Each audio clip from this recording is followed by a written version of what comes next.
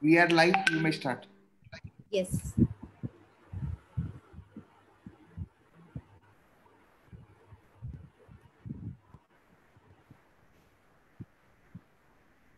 Okay. So moving on to the next session of Global Interdisciplinary Summit 2020. Again, a power pack session. So Global Interdisciplinary Summit and GOMA are correlated and joined for this session. So with the introduction of GOMA, I'll move on to it's a global organization representing medical and health profession. It promotes and provides accreditation, certification, education, training, and other resources for organizations, professionals, students. The Global Outreach Medical and Health Association has firmly established a leadership role in medical and health sector. So before moving on to the session, I would like to give a few key points for the participants that whether if they wish to have their participation certificates, they need to have their GOMA membership. If they are not having a GOMA membership, kindly register to www.gomha.org. And the link will be shared to all the participants in the session, in between of the session, where they have to fill a form, and the form will be valid only for 2 hours. Along with that, you need to present a screenshot of the seminar, which will be acting as a proof for all the participants. So after the submission of the form, the certificates of the participants will be directly mailed on to them. Moving on to the speaker of the day, Dr. Samvel Bleyan. Dr. Samvel is a dentist with extensive experience in oral surgery, prosthetic rehabilitation, and aesthetic dentistry, and an international speaker. He focuses on advanced bone grafting techniques, soft tissue rehabilitation around implants, with the goal of harmonic environment with final restorations. He received his dental honors degree and completed his residency in prosthodontics at the Yerevan State Medical Institute with honors. He earned his MBA degree at American University of Armenia. Dr. Bleyan is a frequent presenter on topics such as total site optimization, socket preservation, immediate implant placement, and advanced hard and soft tissue grafting techniques. So with this, I would like to welcome Sir, and the stage is all yours. Thank you so much, and thanks to all organizers of this great event. I hope that you will enjoy today my presentation, the topic of which is soft tissue management around the implants. And today we'll talk about how to manage soft tissues around implants and how to get ideal results with our prosthetic rehabilitation concerning pink aesthetic. So let's go ahead. Dental aesthetics defined as achieving a pleasing appearance of dental restoration in harmony with surrounding teeth and tissues. In general, that implies mimicking healthy dental structures and surrounding them with healthy soft tissue in a natural and harmonious fashion. This is the overview of everything we will talk about today with the topic concerning the soft tissue around the implants. Let's see on the case presented here. This is two laterally missed incisors, which we prepare to place implants. We make an orthodontics. And after creating enough space, we're going to place implant. The implant was placed with some bone grafting, and after 4 months, we ready to go to prosthetic part. As you see, we place here zirconia abutments and restore the tooth. On the first glance, it's looking very beautiful. I urge to take attention. The work was done 12 years ago. And this is the final view of the restoration. It looks very pretty. The patient was very happy, and this is the closer view, and it looks very harmonic. It's difficult to say that there is some problems. There was some problems here, and it was implant restored. But look at the area above the lateral incisor. As you seen there, there is concavity which talks about a missing teeth, and This approach, which I used 12 years ago, was changed dramatically since that. I changed a lot in my approach for such cases.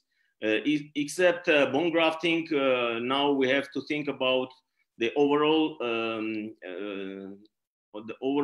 appearance of the restoration, not only the ceramics and the surrounding tissues, but the overall pictures. Look at the other case. This is 2012. I placed the implant and immediately and restored it later, 2-3 months later, with definitive crowns.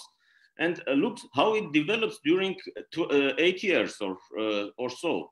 You see that we have a very beautifully organized gingival cuff around the implant, around the crown, which is one of the prerequisites for long-term stability of the implant and the restoration and the appearance of all this process.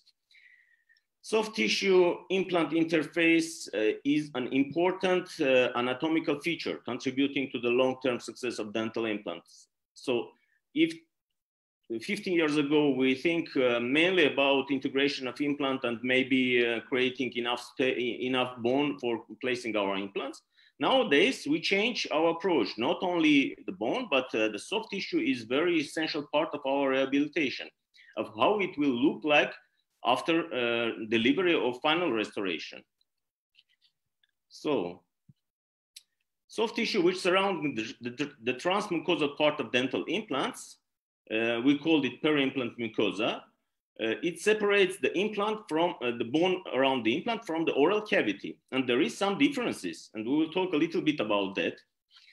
Look, here on the right side, we see the biological width, so-called biological width of the soft tissue with the implants and with the tooth. And there is some differences. We see that the height of biological width is about 4 millimeters around the implants and about 3 millimeters around the tooth. And we can talk about this soft tissue seal around the implant as a biological barrier against microflora, which can invade into this space and afterwards create some problems like perimucosa, inflammation, mucositis, and peri-implantitis. But we will show with the slides how we can get some seals between the titanium or zirconia surface and the long junctional epithelium. And the difference between these two pictures is in junctional epithelium. That is why a long junctional epithelium is present here with the implants, and we have not such type of structure in the tooth cases. So, what we call the biological seal, it's the cuff around, it's the soft tissue cuff around the implants, which prevents the development, as I say, peri-implant diseases. So the soft tissue seal around the implants ensures healthy conditions and stable osseointegration, and therefore also a long-term survival. This is the main principle and the most important part of our soft tissue rehabilitation. Once again, peri-implant mucosa has a comparable potential as the gingival around the teeth to prevent subgingival plaque formation, which may cause subsequent infection. And when we explore the nature of soft tissue around the implants and around the natural teeth, we see that there are some differences. And these differences mainly concerning the direction of the collagen fibers. In case of natural tooth, it's on different direction. You can see here that we have different types of collagen fibers which goes from tooth to tooth, from bone to tooth, and support the soft tissue structure around the teeth. And in case of implants, we have only fibers which are directed parallel to the central, parallel to the titanium surface. So this is very important thing. It's less stable than around the natural teeth. That is why we have to think about creation of enough soft tissue thickness, height, and width to be able to support this peri-implant seal Otherwise, in the case of not sufficient height and the thickness of the soft tissue around the implants, we will get some problems. And these problems are related to the other things. We have to remember that around implants, we have only mainly one source of vascularization. The gingiva is itself a little bit from, and the second origin is the crestal bone.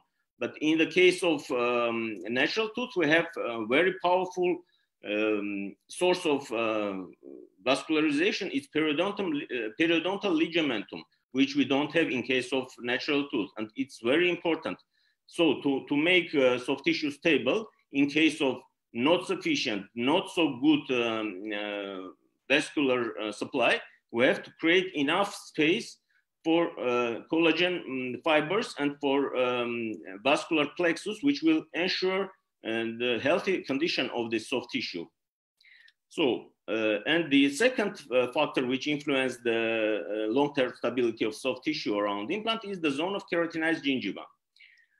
For many clinicians, the question, do we need to have a zone of keratinized tissue around gingiva is obvious. We have.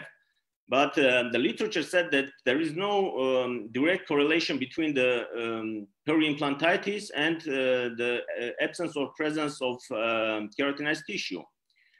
But from the prosthetic point of view, it's very obvious that having enough width of keratinized tissue around keratinized gingiva around the implants allows us to prevent collection of the plaque around the implant neck. And it makes much more easier for the patient to control this plaque around the implant. And that is why it may prevent the peri-implant disease. The literature said that there is only one correlation between the presence of keratinized tissue and some recession around implant neck, and nothing more. There is no any evidence of direct correlation between inflammation of the gingiva and peri-implantitis and perimucositis around implants with the absence or presence of keratinized tissue, gingiva. So in any way, I think that having wide enough keratinized zone around the implant is very important to create the stable soft tissue environment around our implant. So as I said, there is no direct correlation, and here is the review of literature by Buchler and Frey and Burkhardt, who talked about the importance of keratinized tissue around the implants. So now we have to go to some other literature, the other articles. The group of dentists from Lithuania under the head of Tomas Linkevičius has a lot of articles, and they continue to work on the question, what is the reason of peri-implant bone loss? And they suggest the concept of zero bone loss, which relates to the amount and the thickness and the quality of soft tissue. And they suggest different way to create and increase the soft tissue. And in all his articles, Linkevičius and his colleagues shows that the presence of enough height of soft tissue above the implant neck is very important to prevent peri-implant bone loss. And in this article, as I say, they said that having at least 2 millimeters of soft tissue above the implant neck will lead inevitably to a loss of 1.45 millimeter of bone, so-called remodeling of the bone around the implants. And from where this data came? As we said previously, biological width, so we have to understand the biology. Biological width is about 3.8 millimeter. And if we have only 2 millimeter of the thickness of the soft tissue above the implant, it means that the biology will take the space, and this space was taken primarily from the bone surrounding the implant neck. And that is why we see very often so-called remodeling around the implant. And now Suppose that in the literature, we see that at the first year after attaching abutment to the implant, we lose about 1 millimeter of the bone. And then consequently, every year, it may be about 0.2 millimeter.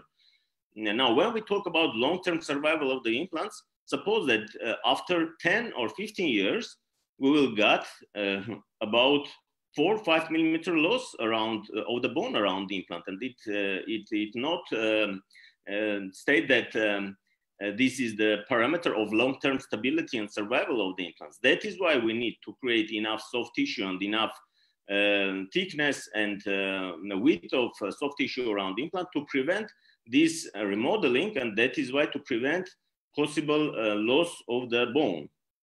The other article with Linkevicius and colleagues said that it can be concluded that implant with platform switching didn't preserve crestal bone better in comparison with implant with traditional implant abutment connection, if at the time of implant placement we have only we have a thin mucosa. So very often we told that switching the implant platforms may prevent bone loss around the implant. Yes, it may, but in case of thin soft tissues above the implant, it will not allows us to keep the bone level on the level of the implant implant platform. In case of course, when we place implants on the level of the crest. And the result of this study indicate that altered horizontal relationship between the edge of the implant and small diameter abutment doesn't prevent crestal bone loss. Once again, if mucosa is less than 2 millimeter. So he has the other very interesting article, influence of vertical soft tissue thickness on crestal bone change, where he said that platform switching doesn't prevent crestal bone loss. And in case of thick soft tissue, use of platform switching implants maintain crestal bone level with minimal remodeling. And you can see on the table, this is the group with thin, the first group is the group of thin mucosa, and the second group is the group with thick mucosa. And you see that mean loss of the bone around the implant in case of thick mucosa is about 0.22 millimeters instead of 1.80 millimeters after a year of connecting abutment to the implant. Once again, yeah, and the last one, which I want to present, influence of abutment height on maintenance of peri-implant crestal bone at bone level implants. After the 3 years of study, they once again stated that when we have the height of the abutment less than 2 millimeters, it means that we have thin tissue. We will have inevitable bone loss. And in the case of the abutment more than 3 millimeters, it means the thick tissue, we have the minimal loss of the peri-implant bone. So this is the main slides of my presentation, which I borrow from my colleague Jorge Campos Aliaga from Spain, which make you know, the overall situation more clear.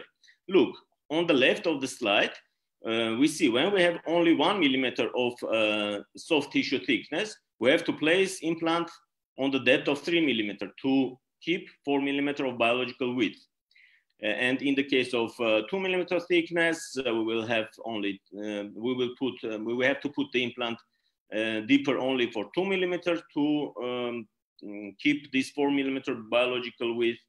And the second one, sorry, the second one, and the third one is when we have 3 millimeter of the thickness, we can place our implant on 1 millimeter depth about under the crest. And only in case of 4 millimeter of thickness, we can place our implant epicrestally. So do we have always the thickness of soft tissue above our implant 3 millimeter? Of course not. That is why, generally said, what we have to do, we have to either increase the thickness of the soft tissue along with the placement of the implant to ensure 4 millimeters. And in this case, we can place the implant epicrestally. Or at least we can place implant, which I usually do, with the platform switch, by the way, connection, conical connection, only 1 millimeter deep in the bone, and providing 3 and maybe a little bit more, 4 millimeter of soft tissue, and I will show how we perform all the procedures. There is different way to increase the thickness and the volume of the soft tissue, and this is the main, once again, main slide of my presentation. Remember, please, and this is very important, in case of thin mucosa, if you place your implant on the level of the bone, you will lose another 2.83 millimeter of the bone, like in the case of the left situation, the first one. And only we can place the implant without doubting that we will lose some bone around the implant. We need to have 4 millimeter implant. This is very important. Now, as I say, 4 millimeter of the thickness of the soft tissue above the implant is the minimal amount which will prevent the loss of the bone, so-called remodeling. And at the same time, I usually create about 3-4 millimeter at least of the width of keratinized gingiva to facilitate proper plate control and to be able to keep the pink aesthetic on high level. So, volume of the soft tissue and the width of keratinized gingiva. This is the main things which we have to remember. And by the way, look at this abutment shape. This is the most appropriate abutment shape. It is, we call it tulip shape of the abutment, which allows us to keep as much as possible the thickness of soft tissue around the neck of the implant, with the help of which we can ensure enough volume for soft tissue, which have enough collagen fibers, which will keep the volume of the soft tissue stable around the implant. And of course, as I say, you can see here on the X-ray how it looks like. It's the ideal situation when we place implant a little bit deeper than the crestal level and create the restoration with tulip-shaped abutment, which allows us to keep more soft tissue, less titanium or whatever. Okay, and the overview of what we will see today is here. It's the connective tissue graft, it's vestibuloplasty, it's a free gingival graft, apically positioned flap, rotated pedicle, vascularized flap, roll technique, modified roll technique, tunnel technique, and Palachi technique. There are 2 types of free tissues autografts. It's a free subepithelial connective tissue graft, which we use to increase the thickness of the soft tissue, and free full thickness mucosal graft, which we use to increase the width of keratinized gingiva. And there is difficult techniques, and the most well-known is the one incision technique, which well described with Zur and Hülserer. The history of this technique is since 40 years, 30-40 years. And it suppose one incision, then make a superficial incision above the, under the 1 millimeter thickness vestibular and outer flap, and then we make 2 vertical and 1 deep horizontal incision to take out the graft. This graft has its advantages and disadvantages. We'll talk a little bit later about that. And the advantage of this technique is less morbidity, because we're able, as you see here, close the wound. But the quality of the soft tissue which we get is, in my opinion, a little bit compromised, because we collect a lot of glandular and adipose tissues and less connective tissue. But first of all, we need connective tissue, which will keep the stable volume of the grafted zone. So here, this is the slides of my good friends from Armenia, Zakarian Khoren. He gave his slides to me to show how he performed this procedure. And you see that after the making first incision, we go into the palate parallel to the vault of the palate. We have to ensure 1 millimeter or a little bit more thickness of the soft tissue. Usually we get this connective tissue graft from the zone of the first molar to the zone of the first premolar. If we need more length, we can go to other side of the palate or to extend the length of our incision. Then we go with 2 vertical incision on the border of the incision inside of the flap to detach the inner part of the soft tissue from the bone. Then with the elevator, we detach the graft from the bone and take it out. Then we suturing, that's it. Easy procedure. And it's very well described in different literature. And you can look at Hurzeler Zur textbook, which is very, very important for everybody who want to work properly with soft tissue. And the second technique, which well described in this article, and suggested by Dr. Zucchelli, this is full thickness graft, which we take from the pellet and then they epithelize it afterwards. This technique has the great advantage that we got 100% quality of the connective tissue without any signs of adipose tissue. And many people said that it's traumatic, but if it performed properly, so if you keep just 1.5 millimeter thickness, because we need usually 1 millimeter, 1.5 millimeter of the graft, then the post-operative morbidity will be minimal. And you know, from my experience, I just gave my patient only 1 pill of painkiller, and on the next day they are good. You will see how it works in my hands. This is the technique of Dr. Zucchelli when we take our connective tissue graft with the making incision, rectangular incision. You have to remember that we have to always overlap the incisions to be sure that we properly collect the graft. Then we, this is the graft, we deepitalize it on the wooden pad, take out the 0.5 millimeter of the thickness of the epithelium with 15C blades. And this is pure connective tissue graft. As you see, there is no any sign of adipose and glandular tissue, and it will stay, it will not shrinkage, it will work very well to increase the thickness, and it has the potential to grow. It means that you will not lose the volume of the soft tissue, but you can gain, and you will see how it does work in my slides. And it's very flexible. You can suture it whenever and wherever you want. You can put it in the tunnel very effectively, so it works very well. And so there is two regions where we collect this type of graft from the pellet. This is the anterior pellet and posterior pellet. And the thickness of the palatal soft tissue is about 4 millimeters, 3.5, 4 millimeters in this zone of from the first molar to the first premolar.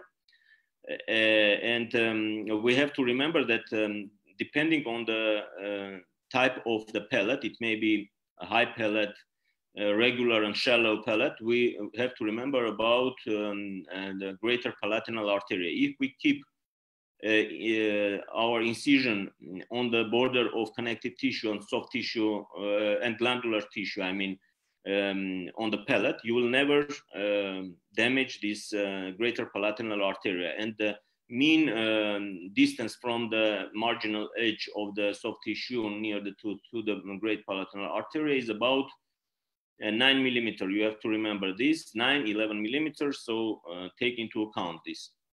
The other place where we effectively can graft soft tissue is the tuberosity.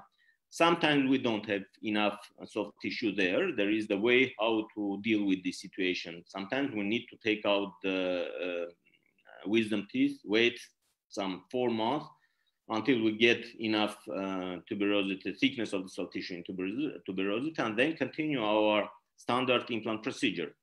And the advantages of this type of graft is it's very stable.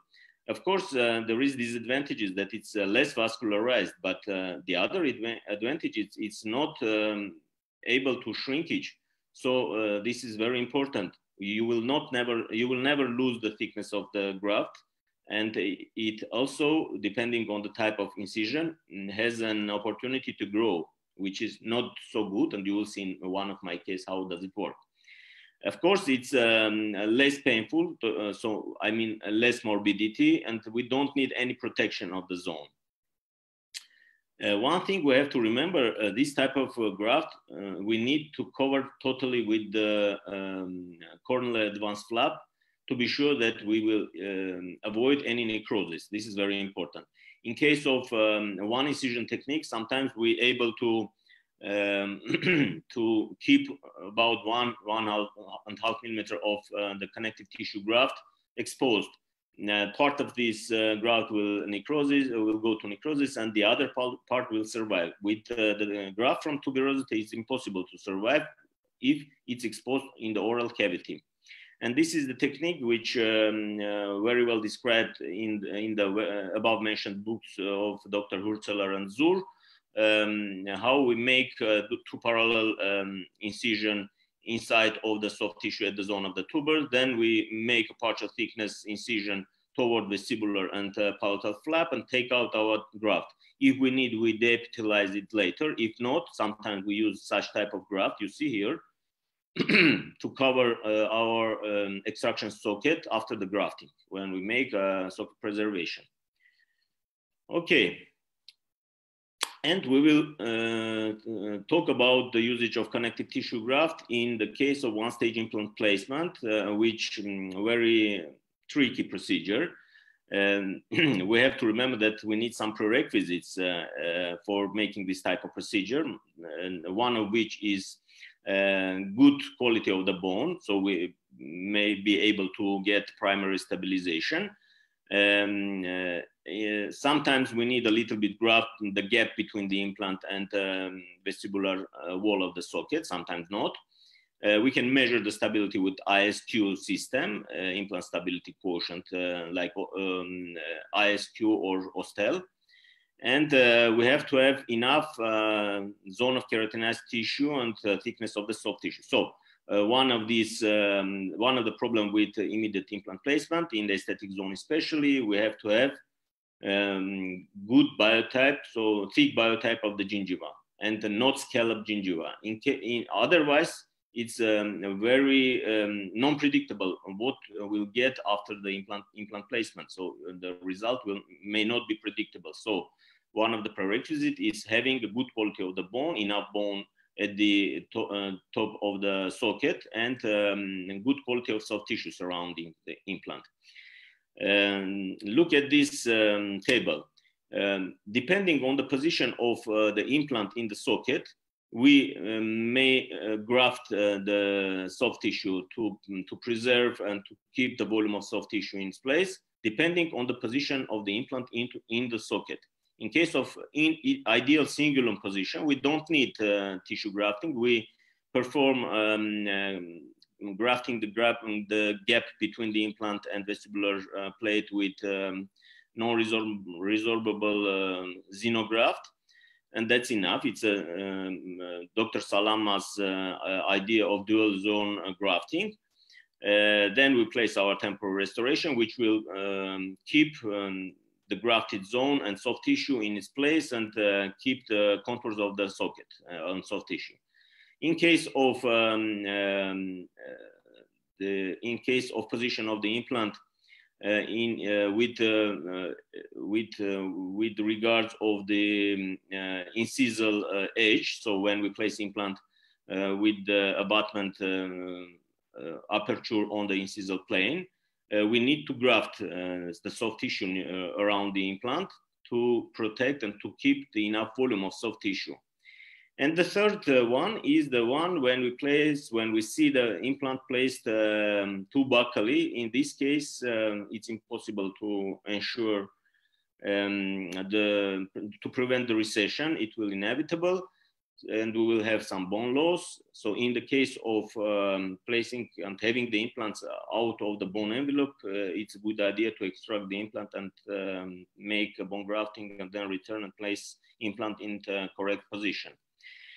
Let's see at this case. This is one-stage implant placement with connective tissue graft. This is the first tooth number 1-1, the first right incisor. We extract it. There is a granulation, big granulation above the root, so we clean totally.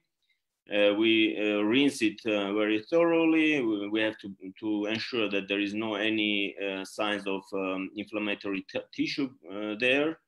Then we make our initial osteotomy on palatal wall to place implant in correct position. Then we make our osteotomy, place our implant, fill the gap with the bone, then take our temporary titanium abutment, create temporary restoration.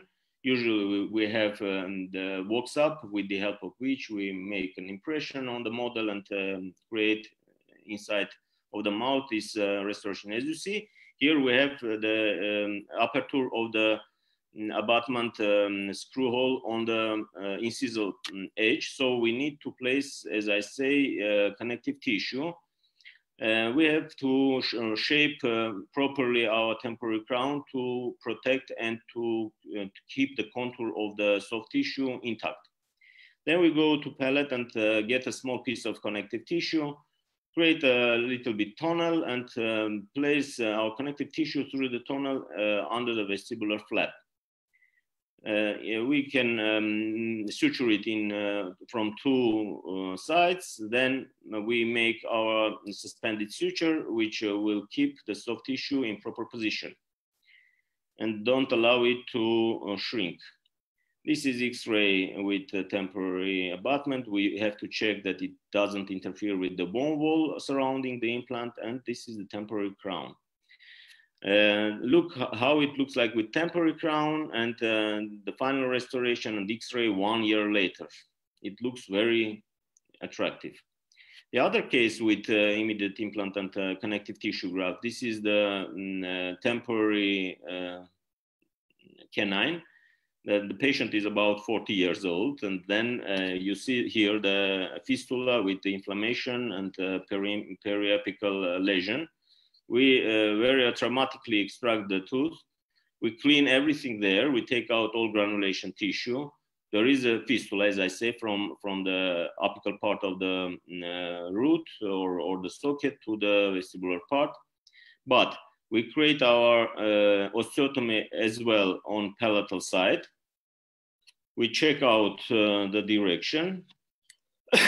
Then we graft the defect and place our implant. And here you see that we use healing abutment as the protective measure to keep the bone and to protect soft tissue from collapsing. Then we go to the tuberosity, and there is a big, huge tuber zone there. We take a small piece of connective tissue, you see here. This is the parallel technique of incision. Then we have to deepitalize. You see the thickness of the epithelium, how much is it?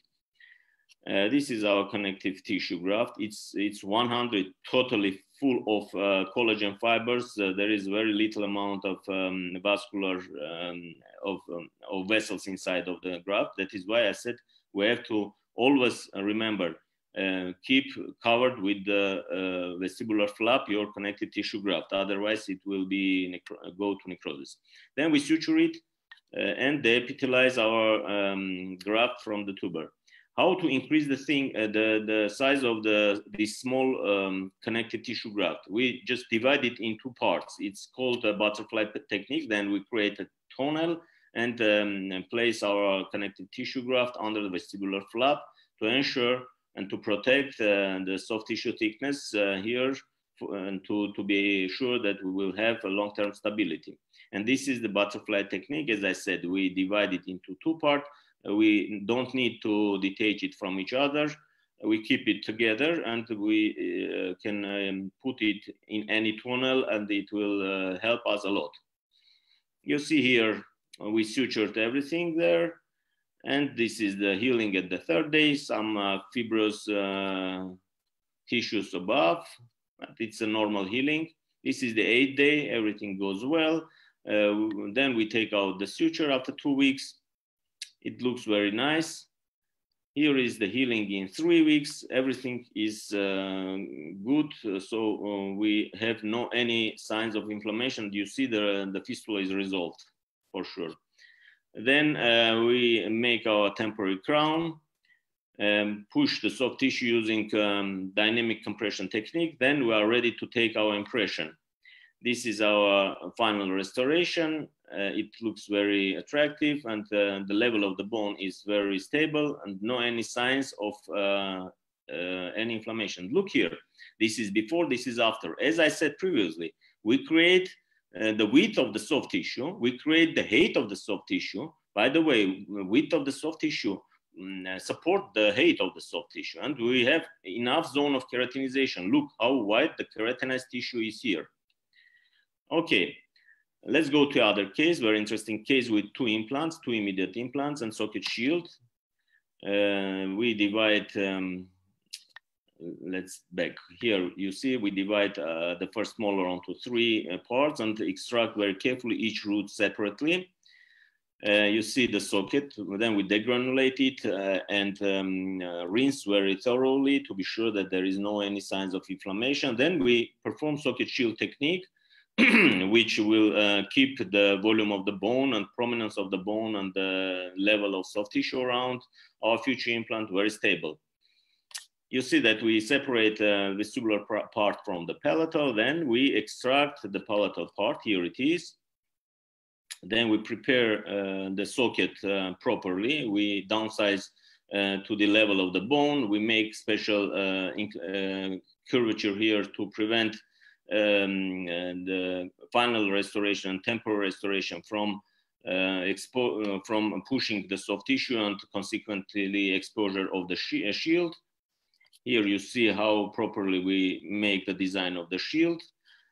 And we make our socket grafting. We fill the gap, the future gap between the implant and the vestibular wall. Here it is. Then we create so-called socket seal abutment. This is abutment which we create inside of the mouth with the help of the flowable composite and temporary abutment. Then we go to make our sinus lift simultaneously with the place our implant. We use denser drills here. We fill the gap. We fill the socket with the allograft, mineralized and demineralized. We use both of them. Cancellous cortical bone.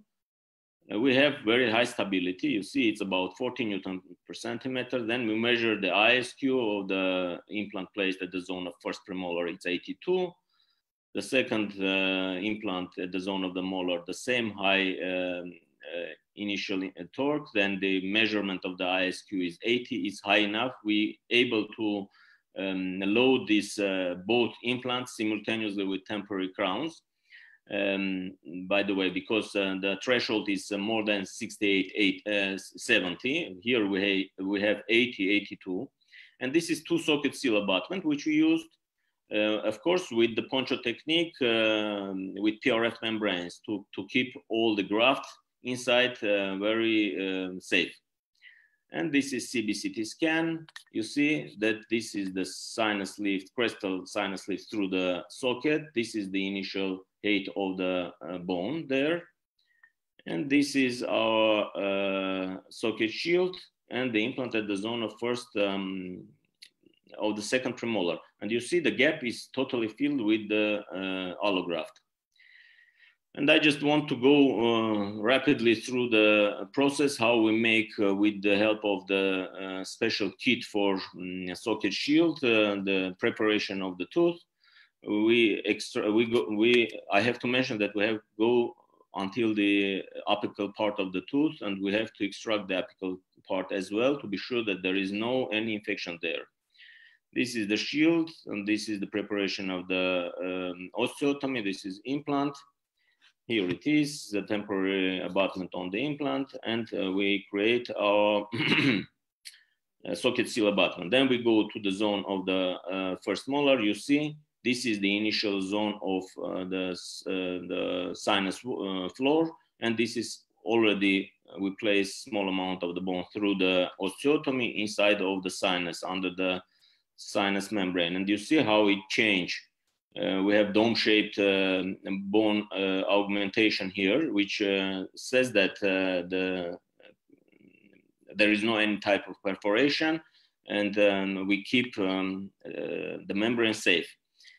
Here it is. You see very clearly, we see the dome-shaped augmentation in the sinus. We place implant, temporary abutment, and socket seal abutment. And you can see the development here, from here to here, how we put the bone inside of the sinus with the help of denser bars. We place implant and socket seal abutment. Look at this picture. It's the 9th day and 9-day post-op and 2 months post-op. You see here some signs of PRF membranes which we put with the socket seal abutment. Of course, 2 months later, there is no any signs, but the soft tissue is very stable. And this is 4 months post-op. Look how beautiful we was able to create the emergence profile. And by the way, this is the zone of sockets, of socket shield. And look, very interesting that there is no any type of change of the volume of the soft tissue and the underlying bone. It means that this technique of socket shield works very, very well. This is the day of delivery of the final crowns. You see some deficiency of the papilla here in between the premolar and molar, but we know that it will grow up. And here it is 1 year post-op. You see that this defect is fully occupied by the papillas, and the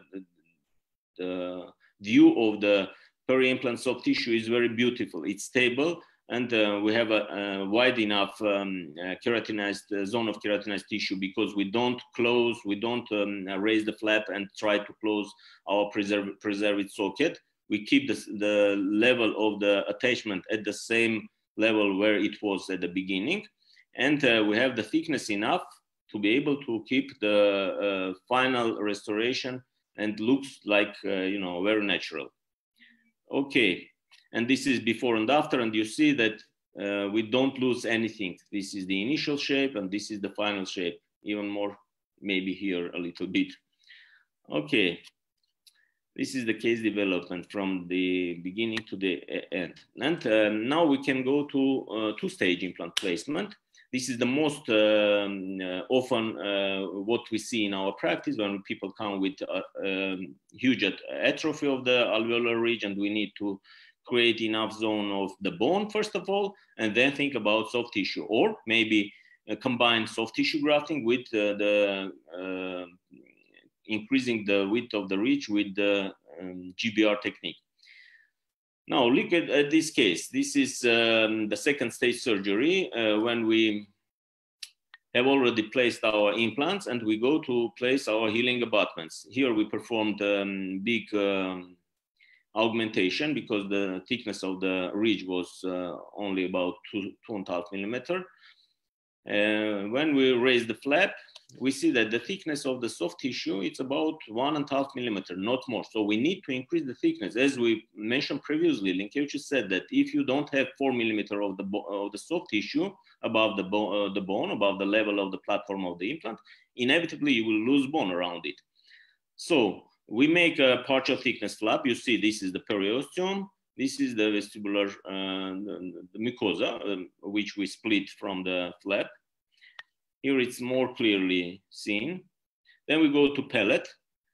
And with the Zucchelli technique, we take our free gingival graft, which we deepitalized out of the mouth.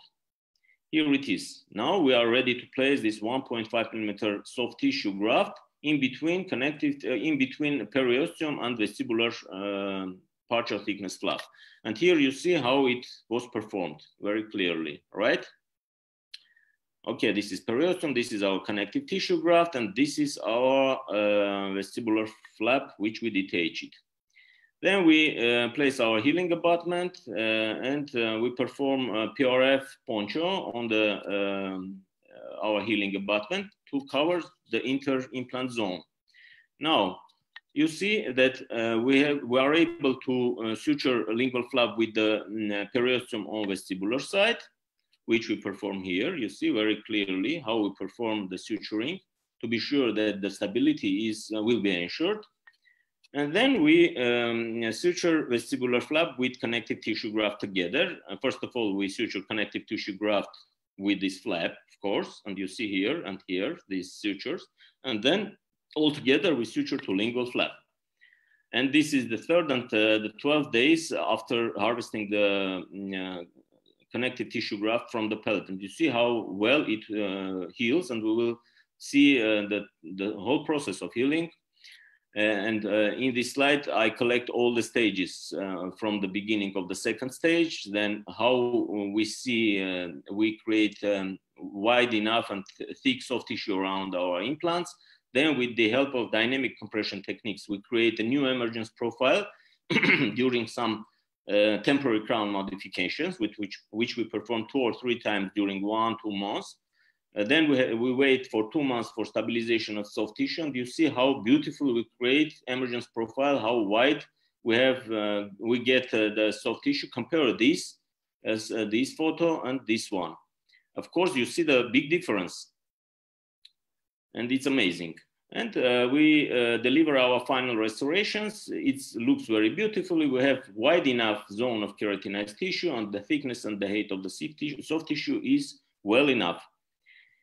The other case of connective tissue graft, we performed the same procedure. I just will not explain the situation. Here we performed ridge splitting. It was about 3 millimeters of the ridge. We create 7 millimeters of the ridge. And now we go to second stage, go to the pellet, take our graft and cover it with collagen sponge.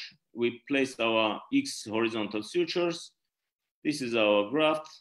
Then we depithelize it. You see that there is some remnants of glandular tissue. This is epithelium. It's very well seen. And we take our epithelium out from the surface. This is the epithelium with the help of 15C blades. And this is the thickness of 1.5 millimeter of connective tissue. This is poor connective tissue. No any signs of glandular or adipose tissue there. It's very flexible. We put it under the split thickness flap and suture the same way we did previously. And this is the healing of the donor site 12 days later. And this is what we got. Very beautiful, thick, soft tissue. And it's fabulous. We create the new volume of the soft tissue. We keep the volume of keratinization there. And this is before and after. Huge difference. Only one procedure. We put connective tissue graft under the split thickness. That's it. And now we will talk a little bit about the roll technique. This technique allows us to cure small soft tissue deficiencies. First of all, we make the epithelialization before making any incision with the round diamond bar. Then we make our papilla preservation incision, and we raise the flap. Of course, our incision should be placed far palatal to be able to collect all this tissue and put it under the vestibular flap. We roll it under the vestibular flap. Then we suture in from one side, then we go to the other side. We place our healing abutment, and then we place our vertical mattress modified suture to approximate these flaps together. And you see how we suture our roll flap under the vestibular flap with the help of this horizontal mattress suture. And then we place 2 vertical mattress suture to approximate flaps together. This is the photo after performing the procedure. And this is the healing after 3 weeks. Now we are ready to deliver, to take the impression, deliver the final restoration. You see how much soft tissue, what the great volume of soft tissue we get here. And it will be very stable. Look, this is our new emergence profile. I just want to show how we change from here to here with the help of this dynamic compression technique, but just adding flowable composite on our neck of the temporary crown. We enlarge and create appropriate emergence profile around our implant.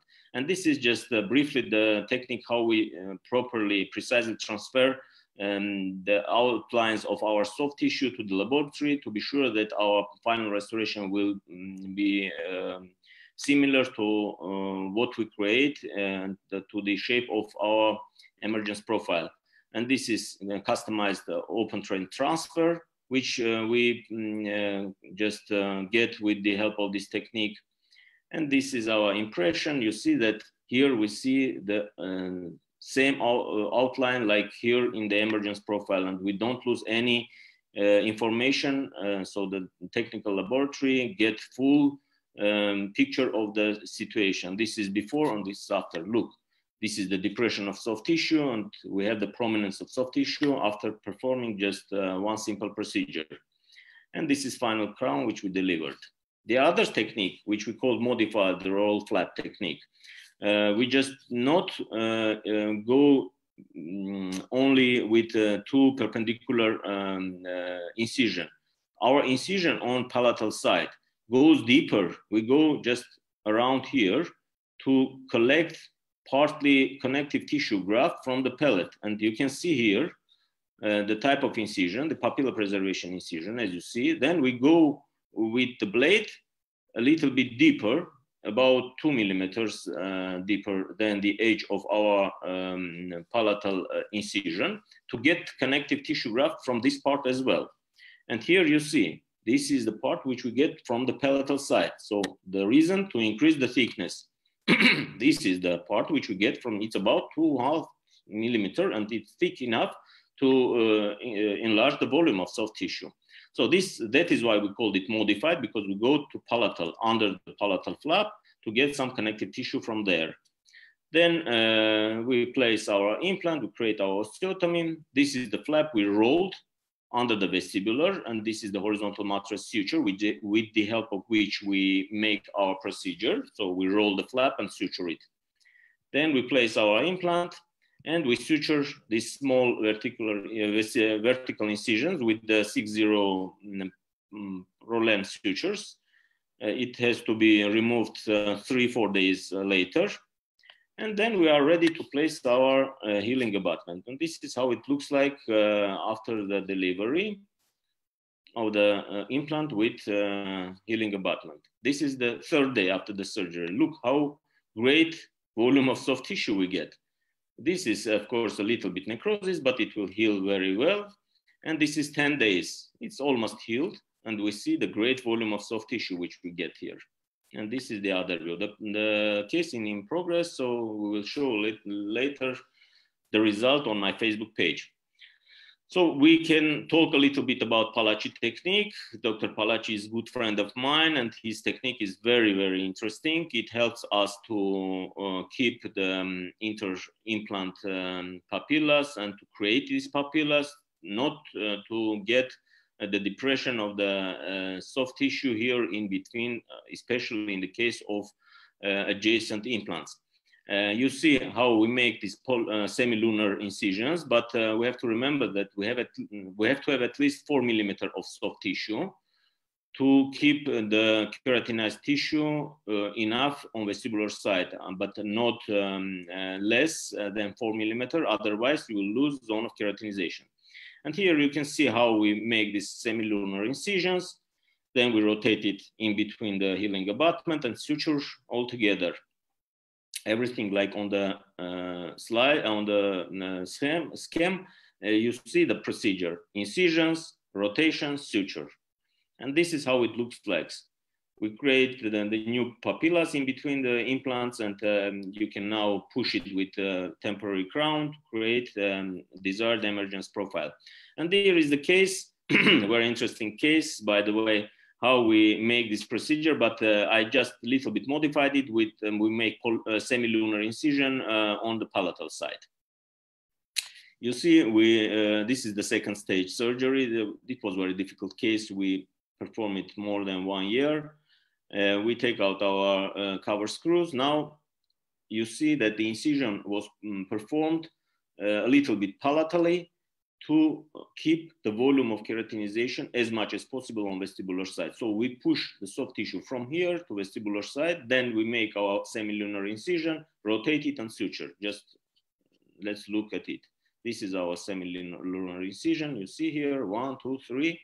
And we just suture it together and waiting until it heals. This is the sutured flaps, and this is the healing 12 days later. This part a little bit not fancy, but it will heal well as here. And this is how it looks like 4 weeks later. You see, everything is clear. we have enough zone of soft tissue around our implants. Now we are ready to push the soft tissue to create the proper emergence profile. This is what we get after all these procedures. And you can see how beautiful it looks like when we deliver our final restoration, the X-rays here. This is before and after, and it's very different. It looks like different cases, but it's of course the same cases. Why we get such type of result? Because we push our soft tissue from palatal side. We make a so-called apical position flap, and we perform simultaneously the other procedure, Palachi technique, to create interdental papilla. And here is what we get at the end of the procedure. Okay, there is the other case with which resembles to modified rolled palatal flap. This is the case of two adjacent implants. On the picture, you see the initial situation when we began. Then we make our implants, we create the bone and all this stuff. And look, this is partial thickness flap from the pellet. We make incision only 1 millimeter deep, and then go parallel to the palatal vault to keep 1.5 millimeter of palatal soft tissue. Then we need to take out this connective tissue. This is very thick, look here. And then we have to rotate it on vestibular side to increase the thickness of soft tissue and to prevent this depression of soft tissue here. Okay, let's look at it. This is very thick. It's more than 2-3 millimeters. Some signs of glandular tissue. This is our implants. And we put a little bit more bone on vestibular side. And this is our connective tissue graft. You see, we rolled it out under the vestibular flap. And this is PRF membranes around our healing abutment. And look, this is after the total healing of the site. 4 months later, we are ready to go to final restoration, and it's already looks like very beautiful. We keep the volume of keratinization around our implants, and we got enough thickness. It's more than 3 millimeters. You can see here and here. And this is the final restoration, which this is temporary, by the way. And after modifying soft tissue, you can see clearly that we have wide enough soft tissue. The height and the width of the soft tissue around the implant is well. It's very good, it's beautiful. And now we deliver our final restoration. We keep everything there, and it will be stable for very, very long period of time. And this is X-ray at the moment of delivery. And this is our crowns. And as I say, our crowns has to be prepared and created in the way to support soft tissue to be able to keep it in its place. And this is before and after. You see huge difference, big difference, right? The other case, very interesting case of two delayed implants. This is the first and second molar of the lower jaw. We extract it, we make an immediate implant placement. No, at the first moment we perform, sorry, not this case. Here we perform socket preservation. We cover it with PRF membrane and suture it up. Then 4 months later, we return, we make CBCT scan, we plan our implant placement, and here it is. We raise the flap. Look how beautifully we preserve the reach. We make our osteotomy and place our implants with the healing abutments. And you can notice this is the 5 millimeter height of the healing abutment, and it's totally covered by soft tissue. It means that the thickness of soft tissue here will be at the end of the procedure well enough high. And you can see the thickness here. This is the way. And how we get this thickness? Because of placing, and when we make a socket preservation, we place PRF membranes there, which protect and help the healing of soft tissue. And here it is what we get at the end when we take out our healing abutments. It's about 4 millimeter, maybe more, height of the soft tissue, and thickness of the soft tissue is beautiful.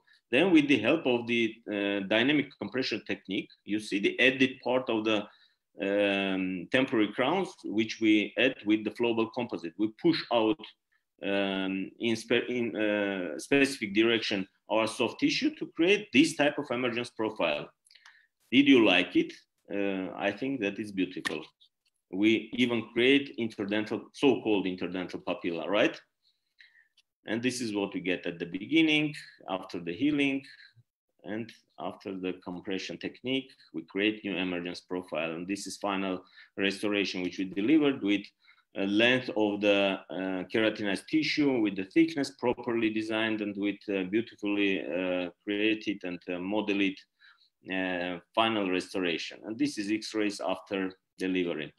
And now we can say 2 years later, 2 years follow-up, there is no any type of changes of soft tissue, and the level of the bone is the same as at the day of delivery. So this is what we call zero bone loss concept. And of course, we will talk a little bit about tunnel technique. I think that I exceed a little bit my time, but I will be very short because I want you to show some pair of cases with free gingival graft. So you see the cleft defect here at the zone of the second, or maybe this is the zone of the canines. So we go to the pellet with the technique of parallel incision, take our graft, then here it is. Then we need to deepitalize. This is the zone of epithelium, which cover this connective tissue graft. You see the quality of the tissue, it's fabulous. Then we make a tunnel here, and we place our connective tissue graft under the vestibular flap. Then we suture it, wait, and look here. After 1 month of healing, we get very different picture. We totally restore the volume of the soft tissue here, and you can compare before and after. There is no any type of cleft there, right? That's the tunnel technique, which sometimes we can use with connective tissue grafts. And here is just for show some before and after what we can create with the soft tissue. Look here, there is no zone of keratinization, there is no volume of soft tissue, and after all the procedure and the extraction of this tooth, we create enough everything, the thickness and the height of the soft tissue. The other case, before and after. One more case, before and after. In all cases, you see that we perform the procedure which increase the volume of the soft tissue and the width of keratinization. And this is the guarantee for long-term stability. And the same is here. Okay, let's go to some cases of free gingival graft. The technique is very easy. We make a first incision to increase the width on vestibular side, I mean. We make a first incision on mucogingival line. You will see how we do it several times in my cases. Then we perform mucosal detachment. After that, we get our free gingival graft and position it properly on recipient side. Then we connect keratinized gingiva of free gingival graft with the edges of keratinization of host place.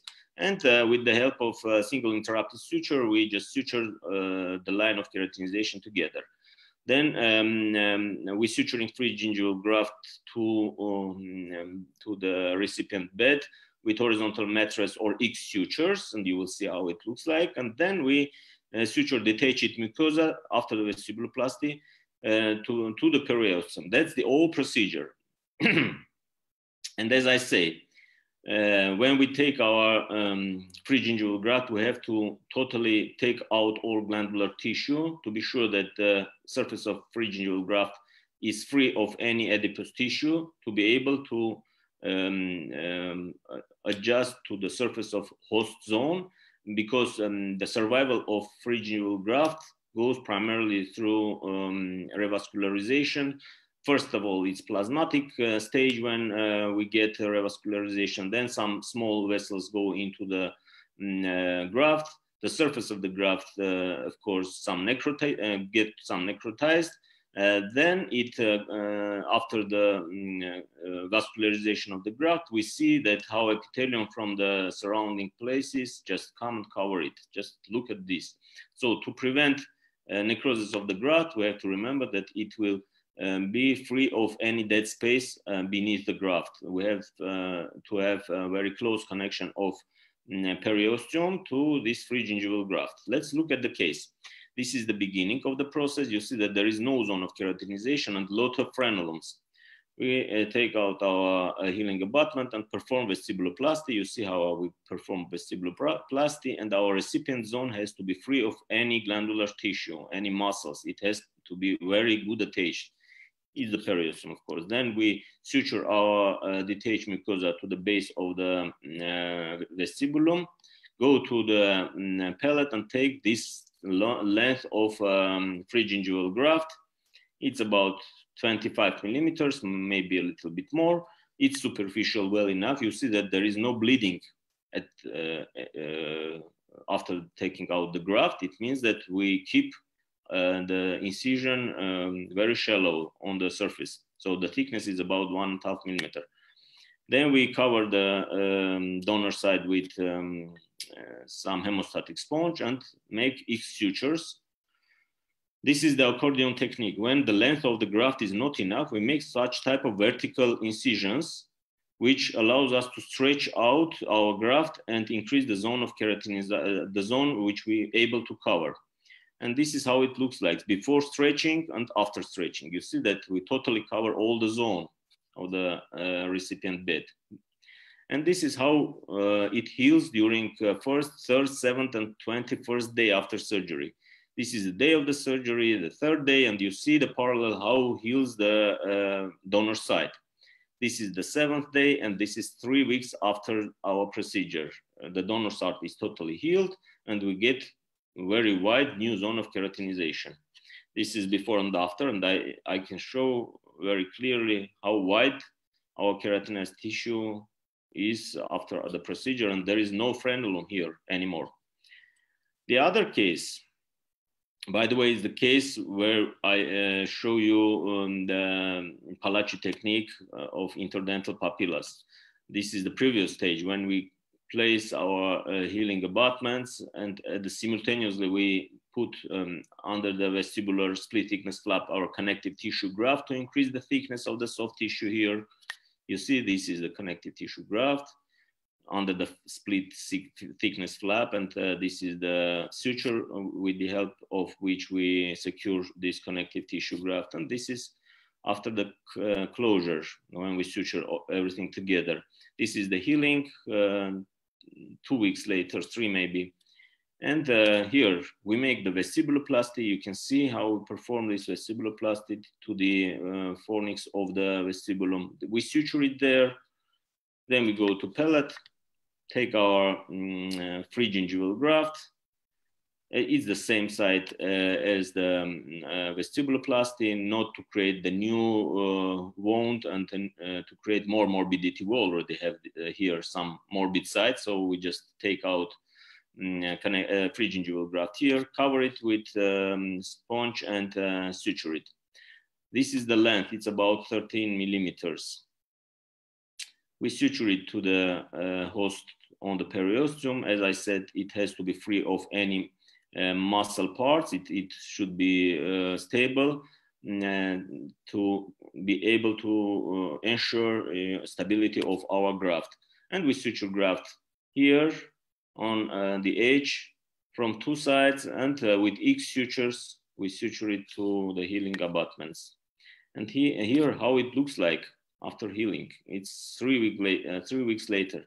You see that the zone of keratinization is huge, and it will be stable. This is stable. This is the partly non-healed yet. Yeah, it's 3 weeks, maybe 2.5, 3 weeks, and it heal eventually for sure. And this is how it looks like after we create our new emergence profiles. Look, with the help of dynamic compression techniques, and this is final restoration. This is before and after, and as well, great result, I see.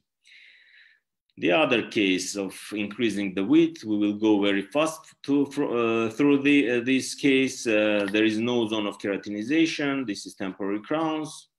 We make the same procedure, vestibuloplasty.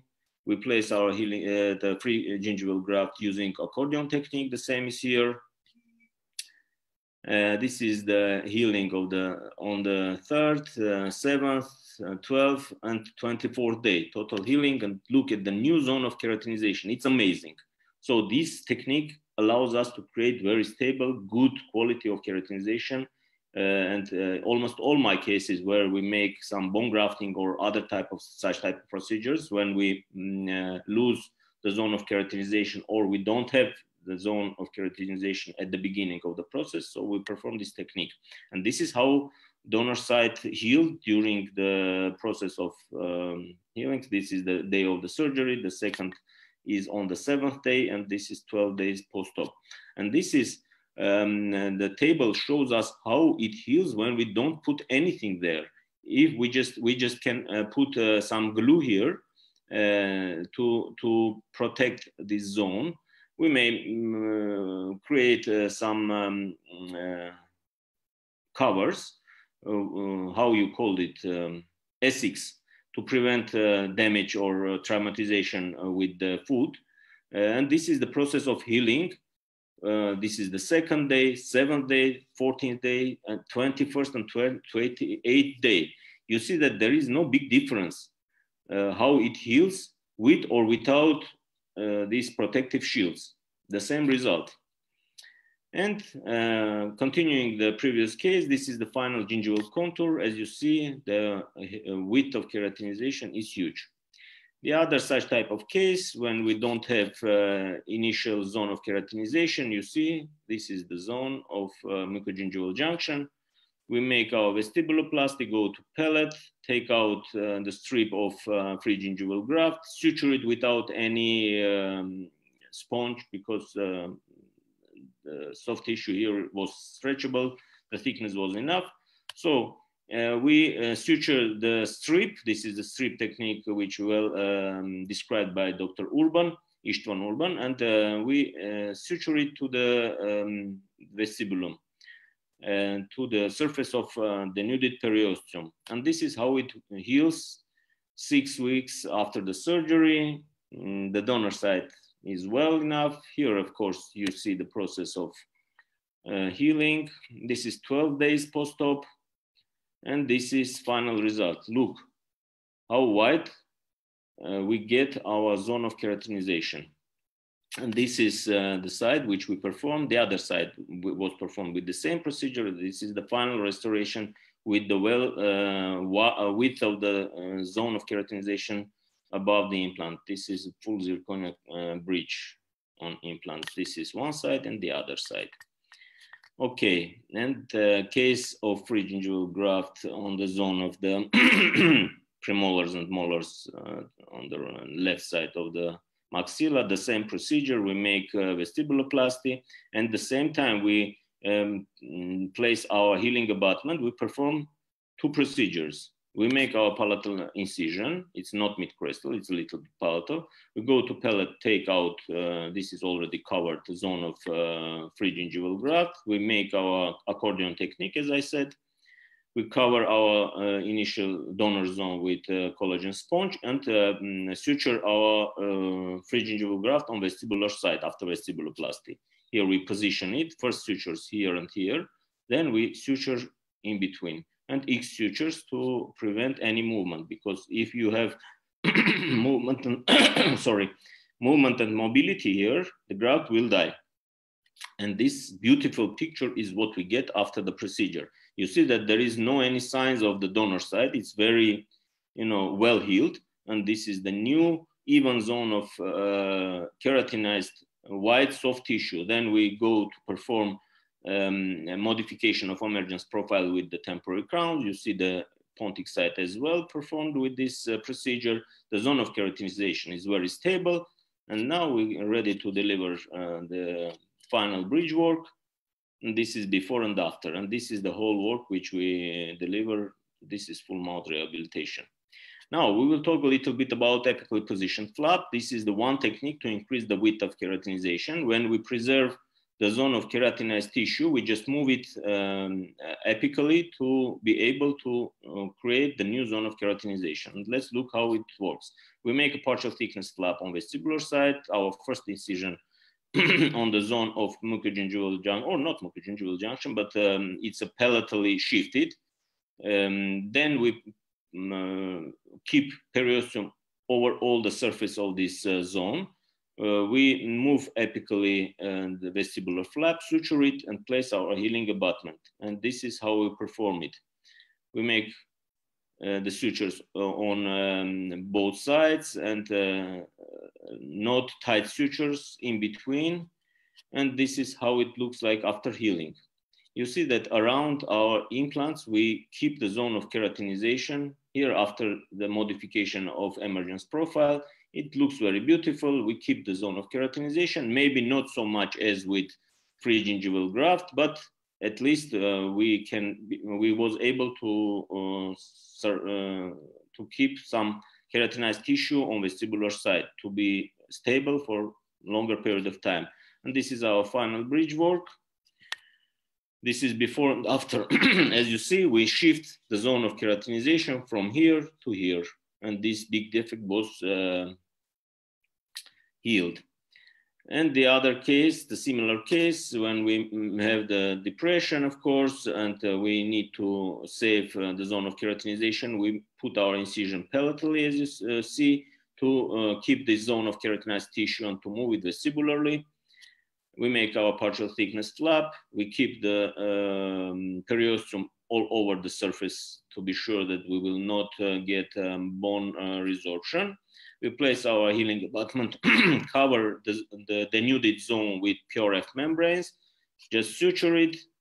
Here it is. You can see that the zone of keratinization is just above our healing abutment. With the aid of this technique, we increase the thickness and the width of keratinized gingiva. And you see, this is our healing abutment. It's high enough. We place our implant a little bit subcrestal, 1.5 millimeter subcrestal. The height of the healing abutment about 5 millimeters. So we have about 3.5 millimeters of soft tissue. And you can see here the result. This is our temporary crowns. This is X-rays with temporary crowns and modification of temporary crowns to adjust the emergence profile. And this is final emergence profile, which we get after all this procedure. And you see that we keep keratinized gingiva just on vestibular side. And this is before, this is just after apically positioned flap. And the final view is what we get with the help of emergence profile modification. This is before and after of the other case. One more case, another case, more, one more case. I just collect everything together to show that how we create beautifully new zone of keratinization. And thank you very much for great attention. I overcome the limits which you gave me, but I hope you enjoy with the presentation. This is my email address, my Instagram and Facebook address. So please, send your questions. You can communicate with me whenever you want. Thank you very much.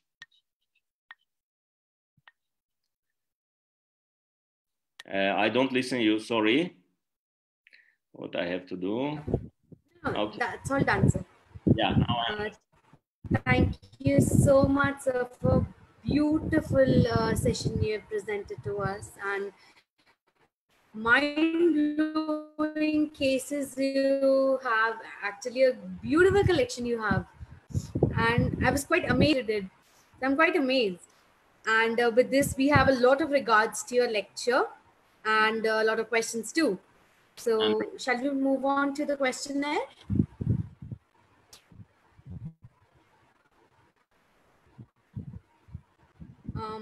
First, the question we have from Dr. Rossitslav. Where can we find more information about dynamic compression technique? You can find the very interesting article, which very detailed, describe in very small details how we perform. And just I will post this article on my Facebook page. Please follow it, and you will see. Okay, the idea is incremental adding of flowable composite to transition zone to create the emergence profile wider and push the soft tissue in the direction we want. That's it. Thank you, sir. And next question we have Dr. Ritesh. Can platform switching prevent crestal bone loss? What? Yes. Yeah. As I said, yeah, I understand. Thank you. as I said, by itself, it cannot prevent. If we want to keep the volume, the peri-implant bone intact, we have to have at least 3.5 millimeter of soft tissue, better 4 millimeter. So of course, it helps to keep the bone, but solely, by itself, without thick soft tissue, it doesn't work. Definitely. And maybe you will not have crater-like defect, but you will get horizontal resorption of the bone for sure, because as I said, biological width should be kept, and it's not less 3.8 millimeters. This is biology. We cannot fight with the nature, mother nature. Definitely. And next we have from Dr. Aishwarya. In tuberosity area, when we take CTG, what precautions must be taken in terms of greater palatine nerve? No, in tuberosity, we cannot interfere with greater palatinal artery. It's located on the palate about 8-12 millimeters from the margin of the second molars. So we take from the tuber very safely, and it's painful and heals very fast. There is no any problems with the collecting. The only problem is to have this tuberosity zone. Sometimes the wisdom tooth occupy all the surface. And as I said, we need sometimes to extract for free, of course, wisdom tooth and wait to create the zone for collecting soft tissue graft from the tuberosity. So we have the next question from Dr. Markins. How can I de-epithelize gently the graft? Because every time I do, I take too much, and any tips to be given? So it's just the question of the practice. What I can say, I recommend always change several times the 15C blades. It's very important. And then you have to keep your 15C blades parallel to the surface of the graft. If you put it under the angle, 50-20 degrees, you will cut the thickness of the graft. So you have to be parallel to the surface. You will just shave the surface of the epithelium with the new, fresh 15C blades. This is very important. Just don't hesitate to change the blades. You perform the procedure, which take your times and efforts. And now the cost of one or two blades is like, you know, not substantial. Just encouraging you to change the blades very often. Okay? Definitely. And next we have from Dr. Vivek. Please elaborate on tunneling technique. Okay, this is well-known Vista technique, which suggested by Omazadeh from University of South California. You just make on vestibular side of the ridge lower than a mucogingival junction vertical incision, and then make partial splitness flap with the help of the set of Vista instruments, of tunneling instruments. This is special instruments which allows you carefully detach periosteum from the mucosa. And then you detach your mucosa from the periosteum on the zone where you want to graft with soft tissue. You increase the soft tissue. Of course, you cannot split in the zone of attached gingiva. Impossible. You will damage it. So you work inside of zone of mucosa under mucogingival line. Definitely, sir. And I think we don't have much questions after this. Yeah, we don't have more questions to be asked. Yeah, we have one from Dr. Vikendra. How to do FGG on lingual side of severely resorbed mandibular anterior ridge? Yeah, this is the most difficult question, by the way. Any procedure on lingual side are very demanding. So the same principles, but how to increase the zone of keratinization on lingual side. I just suggest not to try to make free gingival graft. First of all, try to shift your soft tissue, like I show from palatal side to vestibular. In lingual, in mandible, just try to shift the tissues from vestibular to lingual side with the help of partial thickness flap. That's the better way. Of course, when there is zero zone of keratinization and you have nothing to shift lingually, then you have to go the same type of procedure, but it's very demanding and sometimes it's very dangerous because there is a lot of there is lingual artery there, the branch of lingual artery, and you can damage it. And there is nerves which also may be damaged. So the procedure should be done very carefully. It's very demanding procedure. Definitely so. Yeah. With this, I think one more information. When you begin the procedure and supposed to place implant, I suggest sometimes you need to increase the thickness of soft tissue with the graft. By itself, connective tissue graft able to create new zone of keratinization because it's keep inside genetic information about keratinized tissues. Since we get the connective tissue graft from the palate, and this is full thickness flap. Don't forget it. We just shave out our epithelium, and all the thickness of the graft has the information. It keeps information inside of the graft that it was sometimes keratinized tissue. So put it under the flap and wait. So prepare your implant site before going there. At least at the moment of, you can do it at the moment of implant placement or at the moment of second stage surgery, before going to second stage surgery. That's it. Yes, sir. Thank you so much, sir. And yes, we are done with all the questions. Thank you and so much. it was quite an informative and an amazing lecture for sure. So much. Thank you for great to share my humble knowledge with the audience. I hope everybody was attending the seminar was enjoyed with it, and I'm ready to communicate with everybody with the help of my email and through social media, which you see on the stage. Okay, thank you one more time. Good opportunity. So with this, we'll move on to the end of the session, and I would like to tell all the participants to go to the site www.gomha.org for further details regarding participation certificates as well as C certificates. So with this, stay tuned because we have a lot of interesting lectures in line. So we continue and get updated with all the sessions. So thank you so much, sir. We'll move on to the end of the session. Thank you. Mm-hmm.